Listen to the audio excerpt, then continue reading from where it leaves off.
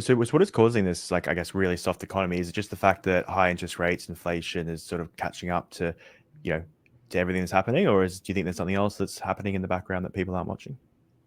I think that there's something to be said for the fact that we're in July of 2024. In July of 2023, the Employee Retention Credit pumped $30 billion into the U.S. economy in cash.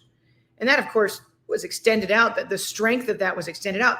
But it's really been, since income tax refund season.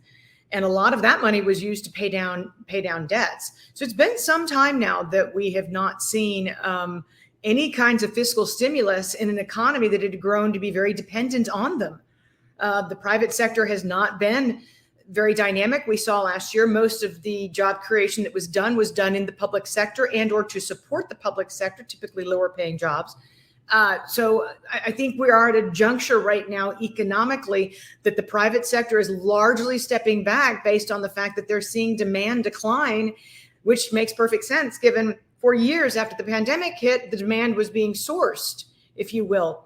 It was being sourced by fiscal spending. Yeah, and it's a bit concerning to think that, as you said, fiscal spending, it's been extremely high. There's a very high deficit. So the fact that even though that's continuing, that we're potentially going to a recession seems to be a very concerning thing. Well, the fiscal spending is not continuing at the margin.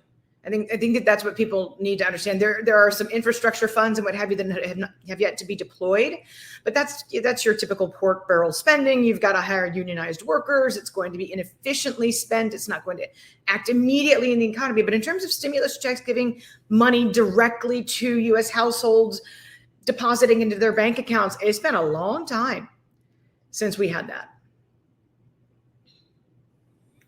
Okay, so do you think they'll have to do that again, I guess, in the near term, or is that a possibility? I think we're going to find out pretty soon. I think we're going to find out real soon. And then we will see about this little thing called checks and balances and whether or not the Congress is willing to go along with what it is asked at the time from whomever is in the White House.